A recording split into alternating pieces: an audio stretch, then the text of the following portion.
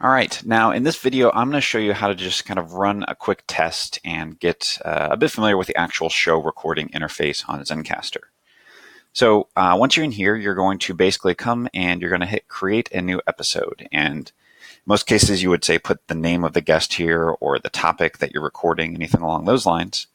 And I'm just going to name this test show. And I'm going to go ahead and hit create, and also don't worry about this wave recording being off. That is totally fine and actually what you want there. So you're going to go ahead and hit create. And what you're going to see here is that you'll see should see hopefully some wave signals and some sound, which is signaling that, hey, I got this working correctly. And so here in Zencastr, you have basically a recording button up here that you're going to hit whenever you get ready to start. You've got a time clock here. You have an invite, which I wouldn't worry too much about. And then a timeline footnote, which again can be useful. I'll show you that once we get started to recording, but say you have the guest that stops and they're like, hey, let's cut that out. Let's not use that part. You can just click this button and it's going to actually put a little timeline footnote in with your recording.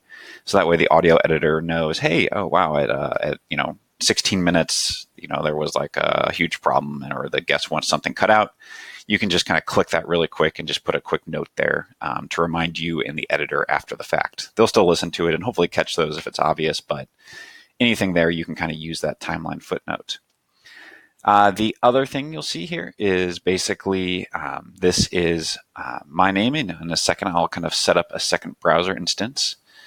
And you're going to see health check passed, ready to record. The other useful thing here, if you click this little tab, it's going to show you just kind of some more details. A lot of stuff, honestly, you don't need to know too much. The main thing I look at here is the mic setting.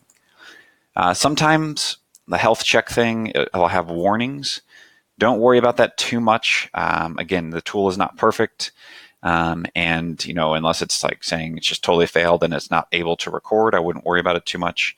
And even in that instance, just again, if you can't get this working, the health check's not working, typically that's something with, maybe they've got a firewall set up or something. So if the health check for the guest is just not working at all, then just stick with your Zoom or your main recording software and just make sure you get that one going properly. So we do Zencastr. It's better quality when we can, but if you can't get it technically set up, just don't worry about it and just go with Zoom or whatever your primary recording meeting software tool is. So the other thing that you'll want to do is you want to make sure that you actually have the proper microphone selected. And so right now it's actually unknown. And so you're going to do this for yourself first, and you're also going to want to make sure you do this for your guest as well. So if I come up here, and what you're going to do is you're going to click the gear icon. And what you want to do is actually make sure you've got the proper input and everything selected. So what I want to do is go to the audio input. And if I chose internal microphone, that would be listening from my computer laptop mic instead of the USB headset that I currently have plugged in. So you want to make sure you've got the proper microphone selected. And again, also the proper output is actually not important because we're not doing any audio output through Zencastr. You should have these should be disabled if you disabled the built-in voice over IP. So basically that means, again, if you don't have this disabled and you start hearing audio on Zencastr and on your Zoom link as well, then that means it's because you need to come in here and disable this setting or disable that like I showed in the previous video, which would globally fix that. So otherwise, Zencastr is going to send audio through and you're going to be hearing audio twice, which is no good. But these you really won't have to worry about too much at all. The main thing is making sure you have the proper microphone selected because many times this will default to your internal computer microphone, or for the guest, it may default to that as well.